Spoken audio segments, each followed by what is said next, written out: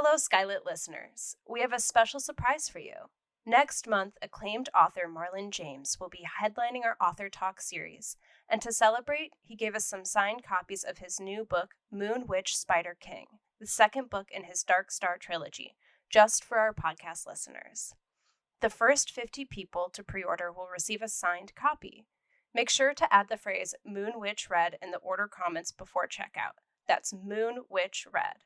Signed copies are available while supplies last, and this exclusive offer ends Wednesday, February 9th. Happy reading!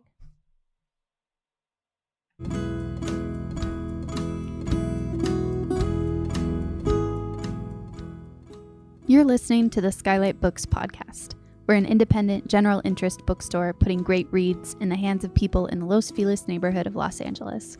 Hosted by resident Skylighters, we're here to bring you new and exciting author conversations, group reads, and bookseller chats. Happy listening. Hello, lovely listeners, and welcome back to the Skylight Books podcast. I'm your host, Natalie, and today we are so excited to welcome Kai Harris to talk about her debut novel, What the Fireflies Knew. Kai Harris is a writer and educator from Detroit, Michigan, who uses her voice to uplift the Black community through realistic fiction centered on the Black experience. Her work has appeared in Guernica, Quelly Journal, Longform, and the Killens Review, among others. In addition to fiction, Kai has published poetry, personal essays, and peer-reviewed academic articles on topics related to Black girlhood and womanhood, the slave narrative genre, motherhood, and Black identity.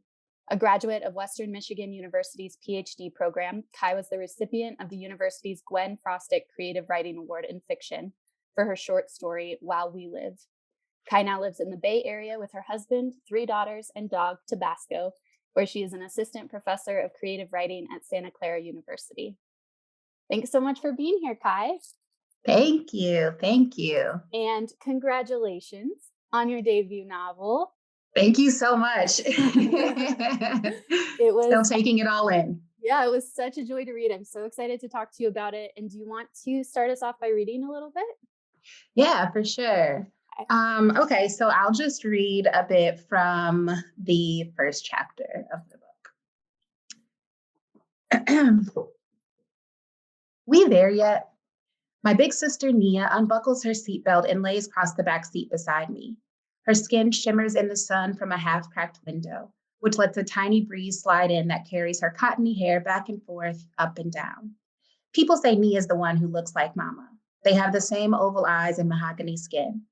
My eyes are rounder and my skin pale yellow, like the color of French fries that ain't quite cooked. Mama ignores Nia's question, probably because it's about the 10th time she's asked.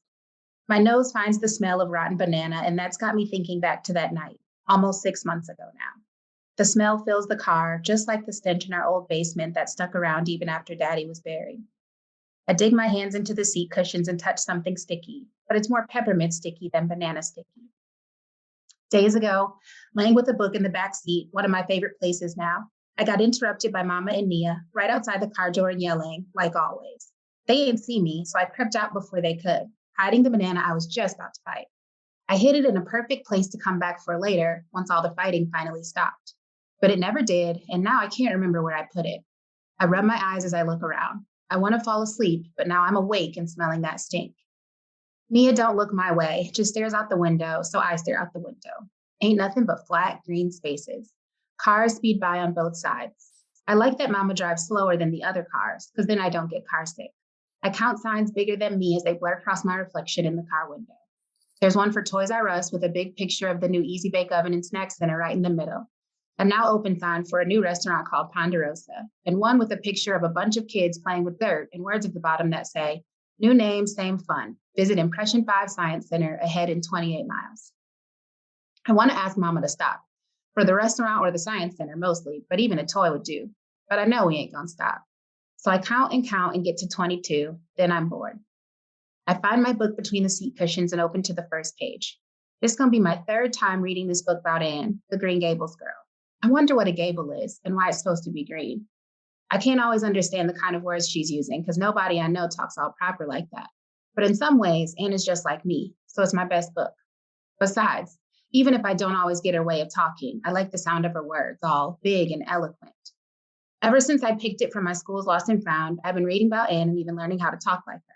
I never had too many books of my own, so when nobody at my school came for it, I did. The sun was coming in at the window warm and bright. The orchard on the slope below the house was in a bridal flush of pinky white bloom, hummed over by a myriad of bees. I rolled the new words over my tongue, slow like dripping honey. Myriad, myriad, myriad. Orchard. What is an orchard? Bridal flush of pinky white bloom. Sometimes I try to use words like my book, but when I do, Mia teases me, saying I don't even know what I'm talking about. But even if me and Anne don't look the same, we can still talk the same and be alike in other ways. I read 6 more pages about Anne showing up in Avonlea and trying to fit in where she don't belong. Then there's a loud clanking sound and the car slows down. Mama mutters a bad word under her breath, the one that starts with D. I said that word once just to test it out when nobody could hear me. It felt good. I repeat it now in my head like a silent chant, once for each time our car has stopped working, maybe 12 since we got it about a year ago. But at some point, I stopped counting. Seems like our old Dodge Caravan, nicknamed Carol Ann like the girl in that scary Poltergeist movie, breaks more than it works. Nia, KB, get out and push. We know what Mama's going to say before she says it, so my seatbelt is already undone, and Nia is halfway out the car by the time she finishes the sentence.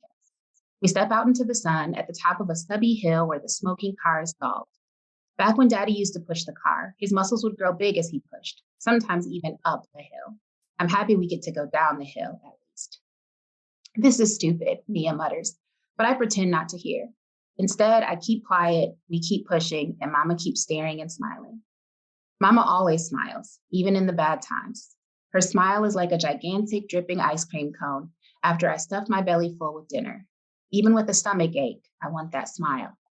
I need that smile more than about anything in the world, I think. Mama has different smiles for different things. This smile, when the car hisses and puffs and then stops, is squeezed tight across her face like the drawn-on smile of a plastic doll. Ugh, Nia groans from the other side of the car. I still pretend not to hear, wiping sweat from my forehead and squinting up at the hot sun as I take off my favorite rainbow jacket with holes where there should be pockets and tie it around my waist. Carol Ann don't take too much muscle to push, probably because we're going down a hill, and also because we ain't got much stuff with us. We drove straight from the Night's Inn that's been home ever since we lost our real house, before we even had a chance to finish crying for Daddy. Before this, we never stayed at a motel. It smelled like cigarettes mixed with fried chicken grease, and sometimes we found bugs in the mattress. But it had good stuff, too. Our first day there, Nia showed me how to trick the vending machine while Mama talked to the man at the front desk. We got money? I asked, eyes scanning back and forth. There was all kinds of good stuff behind the glass, like chocolate bars and potato chips, and even a toothbrush. We don't need none, replied Nia matter-of-factly. It's going to give us stuff for free?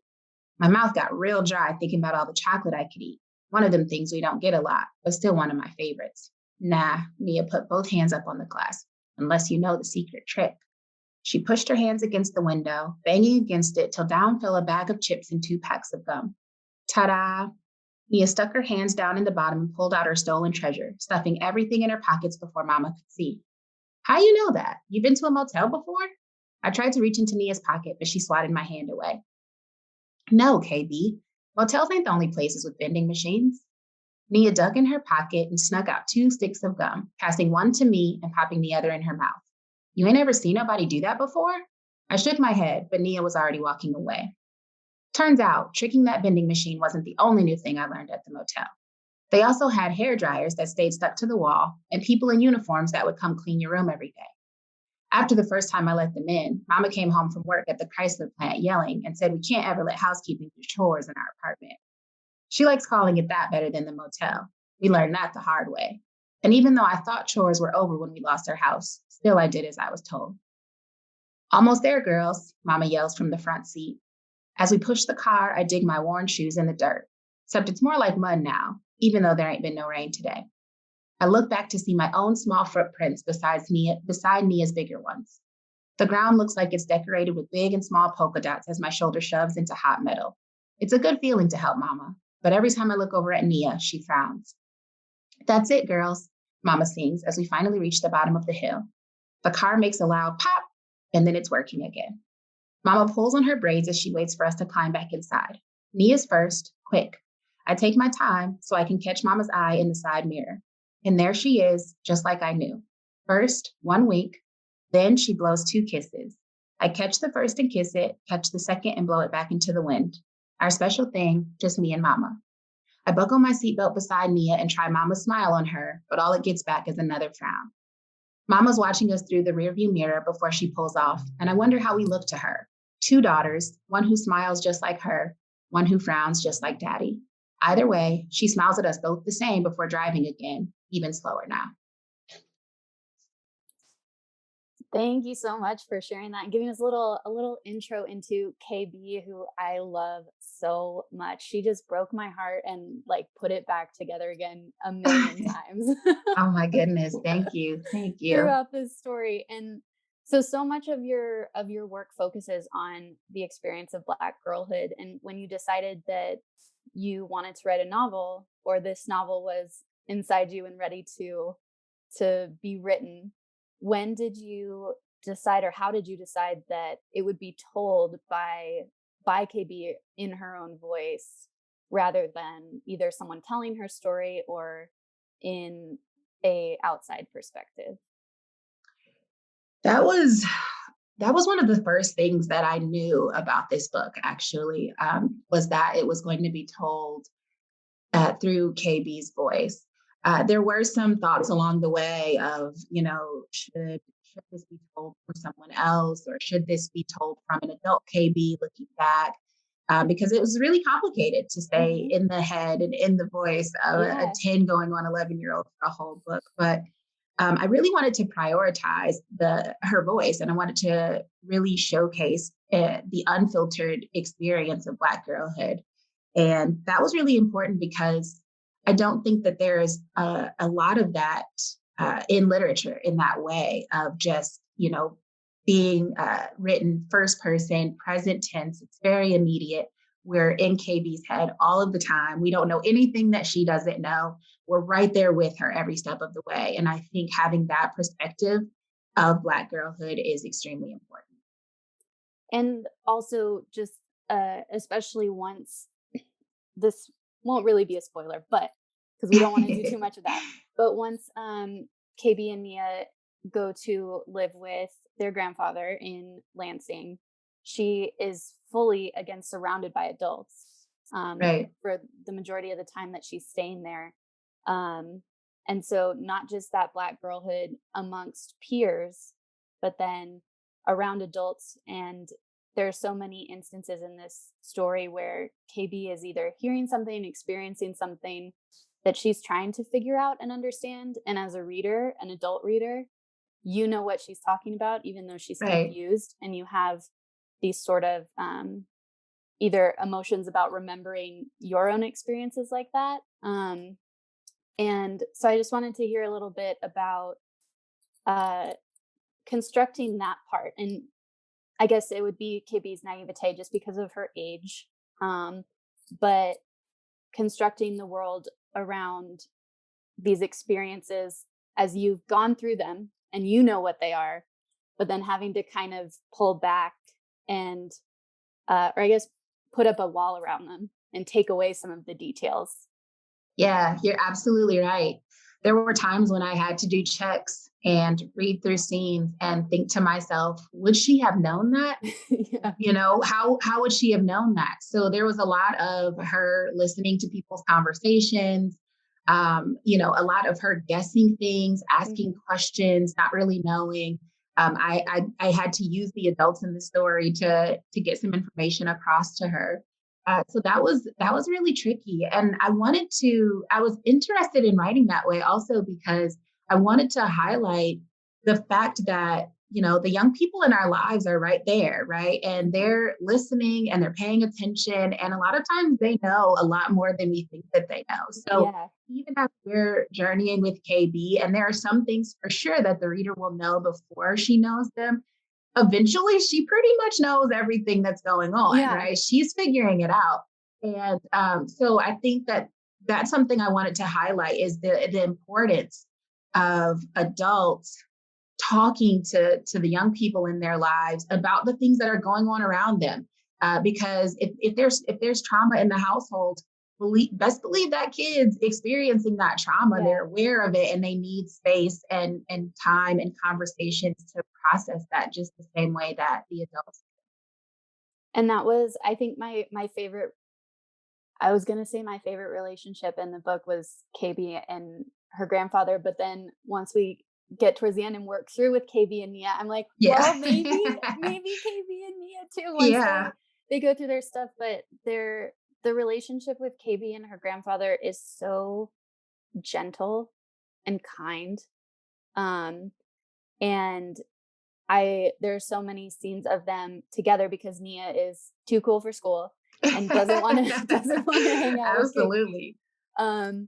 But I was wondering if you could tell us either a little about if it's your experience that you built off of, like with your like the elders in your family and your community and that relationship, in terms of KB like having a very strong relationship with her grandfather, especially one who was absent. They hadn't spent a lot of time with him. They didn't really know him before their mom dropped them off there. But then he ends up being this real wealth of knowledge for KB to kind of understand where she came from and who she is, and a lot more about her mom too. And Right. I think that is something that either in so many different circumstances, a lot of people have lost that. A lot of people don't have that wealth of knowledge to gain from their elders and ancestors anymore, or some people are gaining a new appreciation for it, since as a community and a world we've been experiencing so much loss, that Right. people are finding a new appreciation for that. So if you could tell us a little bit Right. about the importance of that relationship and how you put it together.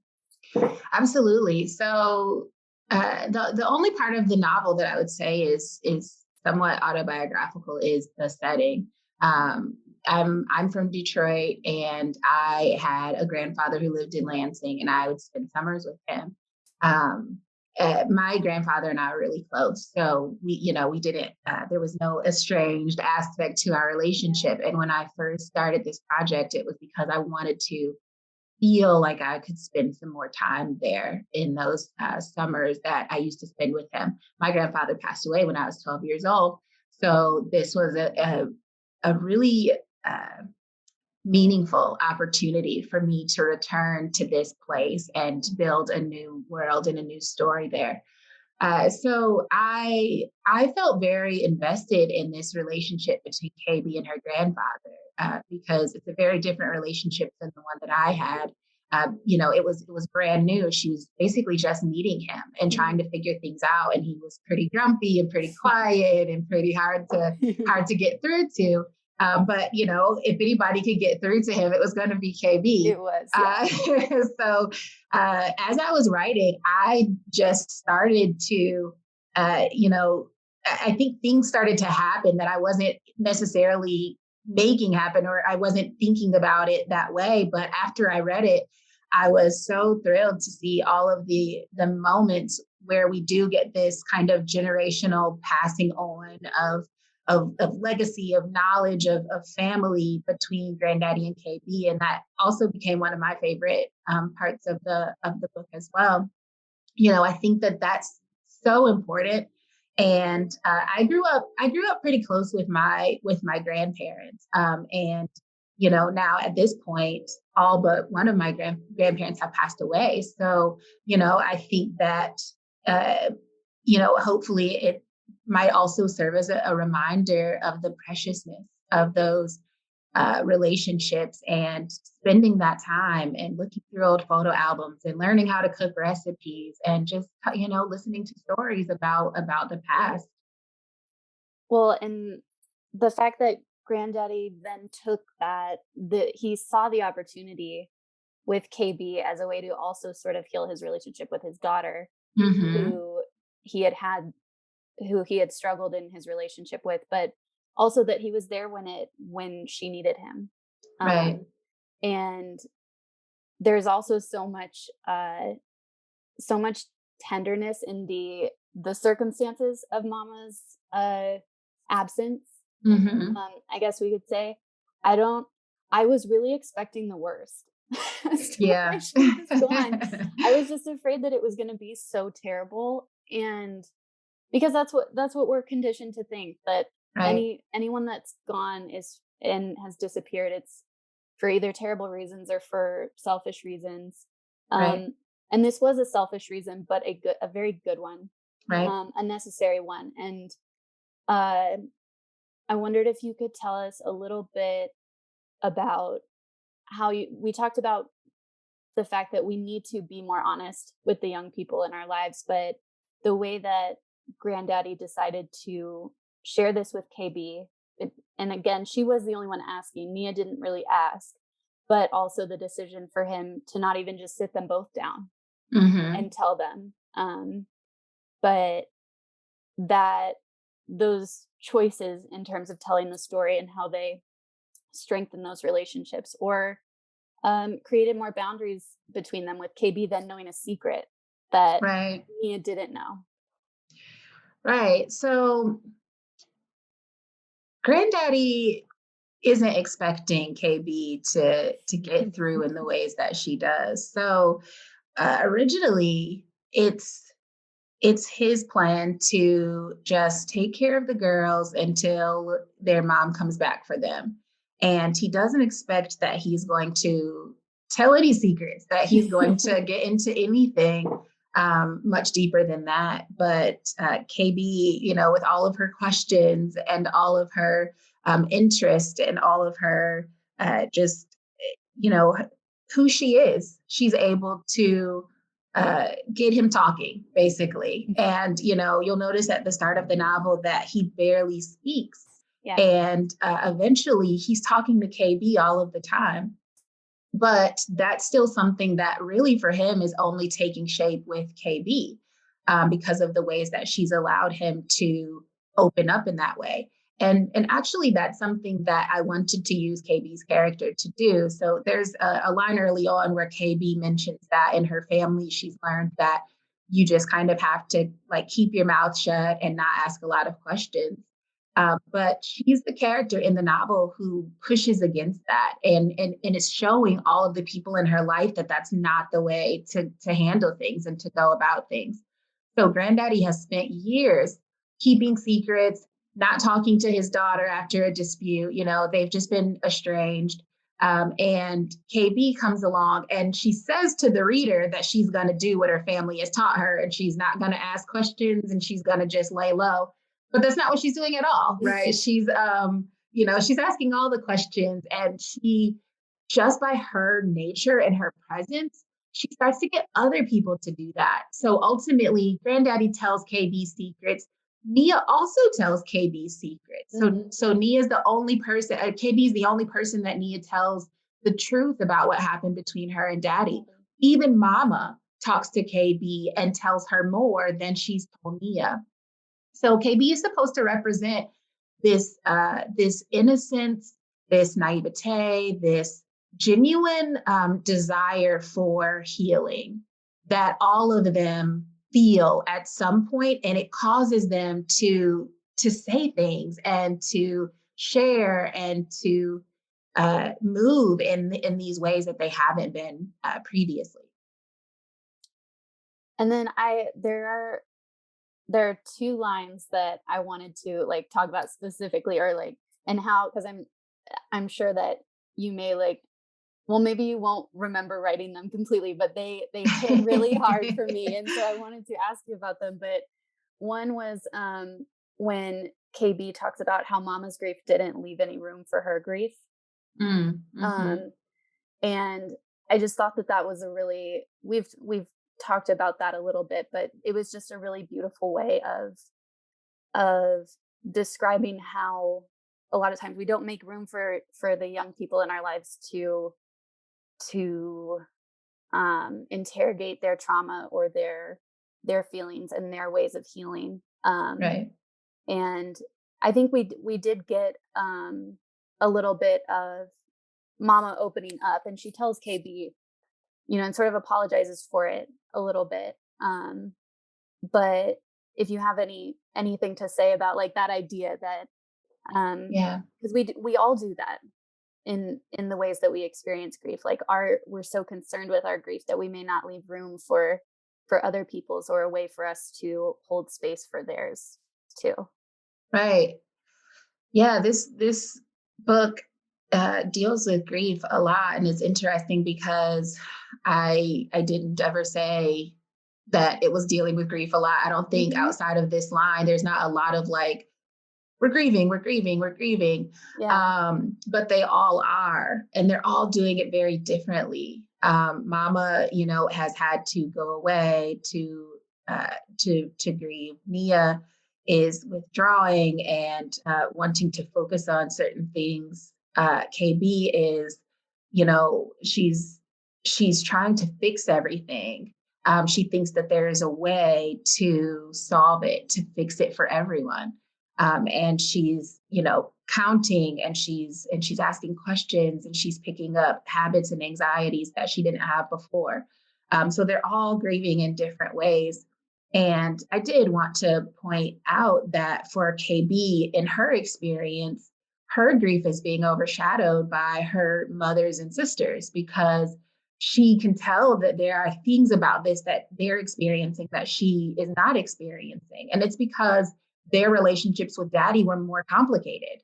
For KB, she was definitely aware of some of the things that were going on, but she also had a pretty pure and loving relationship with her father. So for her, her grief is really built up around her thinking about these good memories with daddy and missing him a lot, and wondering what's going to become of their family without him there. While Nia's grief, for example, also contains aspects of the trauma that she experiences with him that we learn about later in the novel, and her complicated feelings about her mother's role in that, or possible complicitness, I guess, in that. And Mama's grief, again, also has these other layers. So yeah, I wanted to point that out, that and it doesn't even have to necessarily be the difference between adults and children, but just grieving in general. The ways that our grief overlaps, the ways that our grief overshadows, all of these things are very true. And the other one is, it is a sentence. It is a very powerful sentence that Uh it really, no, it oh. is. So it was, it's a little bit towards the end, and we definitely won't spoil the circumstances of it, but KB says that this experience that she just went through is too much to say, I know, because it was too much to live. Mm. Hmm. And but even like coming from a young person, not who has only lived so many years of life, and then like reading that as an older person who has experienced more years of life, but Yeah. to put that sentence in the mouth of a young person who we think has not experienced a lot, but we're never giving them the space to acknowledge the things that they've experienced, or taking the time to hold their experiences and give them weight and value. And she experiences something very terrible and hard, and like to hear her articulate that, it Yeah. was it was almost like a little wake up call of, remember to listen to young people, Yeah. because they are experiencing so many things on a daily basis when you are not there to witness them. um Yeah. Yeah. That was a big part of what went into that line. Is, this is kind of a moment for KB where just, she's kind of exhausted a bit yeah. with all that she's experienced, and even trying to think about vocalizing it feels overwhelming to her.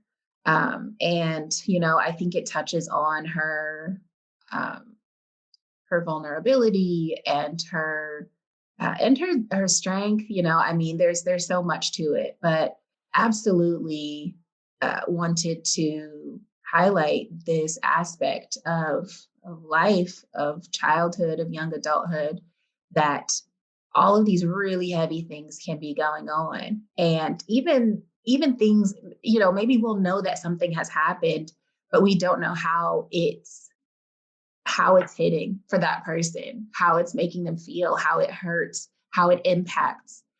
So, you know, I honestly, I think I do remember writing that line, and I was originally trying to articulate something and give her some words to say. And, you know, I got really close to this character to the point where I felt that I could like hear her voice in some ways. And I knew her voice, and I knew how she'd respond in a lot of situations.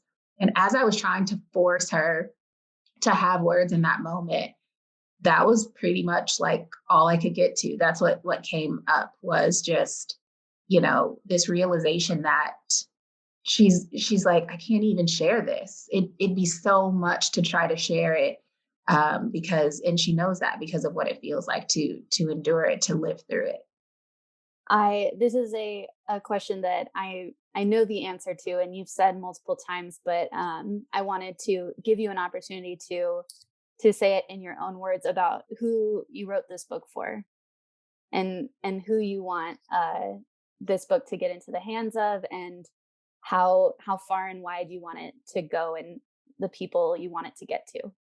Yeah, for sure. So I think one of the really important things about writing about Black girlhood is that, you know, when you write about Black girlhood, you're writing stories that Black girls and Black women can read and feel like really welcome and really accepted and really validated. And that's a huge part of the work that I want to do. But also, it's maybe just as important for other people to read these stories and see this experience in this way, to see Blackness as it is and not as, you know, we might imagine it to be, to see, you know, the joys of it, the pains of it, the struggles, the smiles, the traditions, the families.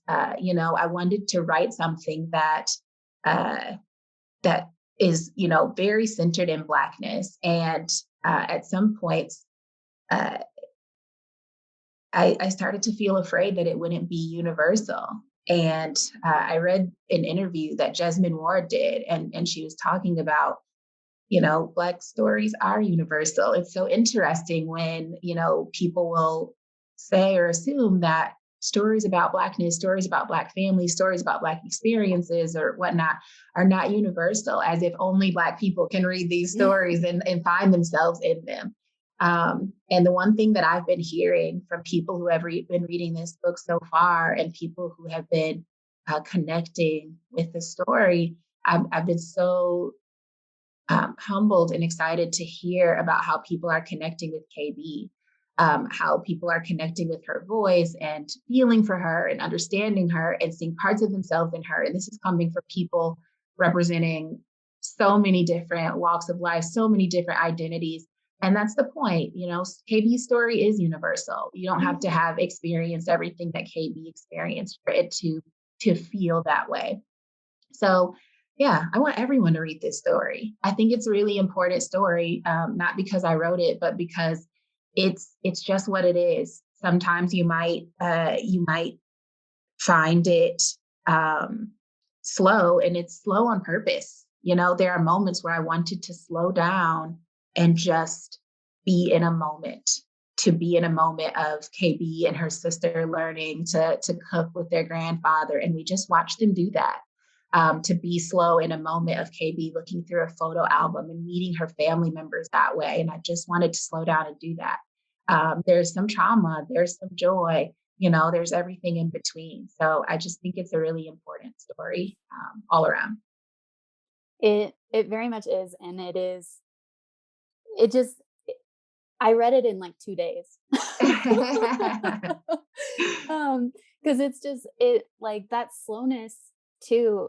Like we need that. The world moves so fast, Yeah, absolutely. and to like especially those scenes where granddaddy's teaching KB how to rinse collard greens and how Hmm. to do all these different things that they've never done. And when they're making Right, pancakes and like just smaller, like life moves slow sometimes, especially when you're in a new right. place, and you don't have a lot of other people around. You're trying to figure out what to do with your Yeah. time. And I wanted to save this for the end, but I wanted to talk about Anne of Green Gables, Yeah. And just what your relationship with Anne of Green Gables is, if you have one, and how you decided to make that such a big influence on KB's life. Yeah. So spoiler alert, Anne of Green Gables was also my favorite book when I was growing up. So I gave my favorite book to KB. Yeah. And it felt very fitting because when I first put the mention of that book in the novel, I didn't think anything about it. I didn't think I was ever going to mention it again. I just needed to give her something to read in the car. Yeah. And I was just like, okay, she's reading Anne of Green Gables because that was my favorite book. And after I put it in there, I just really started noticing all of these parallels. And I was like, wow, I bet KB is noticing these too, if this is what she's reading. And she's, even as she's coming to understand Granddaddy, and she, at some points thinks that he's, she's like, okay, is he kind of like this person? Is he kind of like this person? And then she's got the situation going on with Nia, and wanting to have this feeling of a close friend that she can share with, and feeling misunderstood, asking lots of questions. But there's slowness in Anne of Green Gables that I loved, right? I loved feeling immersed in that world of seeing everything that Anne saw. And so I think that in some ways this novel is kind of playing around with that same concept. And I think even in the end, we return to Anne of Green Gables, and KB is able to use that as a bookend to think about what all of this has meant to her, and what she's taking away from it, and what she's lost, but all that she's gained. So yeah, I gave KB a little bit of me, and it ended up working out really well for her. So I'm happy for her and for me. Well, we have a shelf full of copies of What the Fireflies Knew at Skylight on display, with a link to this episode as well, for Awesome. when people will get to see it, and they can pick up their copies at Skylight Books. Thank you again so much to our guest, Kai Harris, for taking the time to chat with me today. It was such a pleasure, and congratulations again on your debut novel. We are so excited to have it in the store and get it into more people's hands, and to bring about a whole new generation of beautiful KBs. Oh, thank you. Thank you so much. I love that. Thank you. Thank you for listening to the Skylight Books podcast series. Please don't forget to visit our website at skylightbooks.com, and make sure to follow us on Twitter and Instagram. Also, don't forget to subscribe to this podcast for more author talks and bookseller conversations. You can find us on Podbean, iTunes, and Spotify. Stay safe and healthy, and we hope to see you back in our store soon.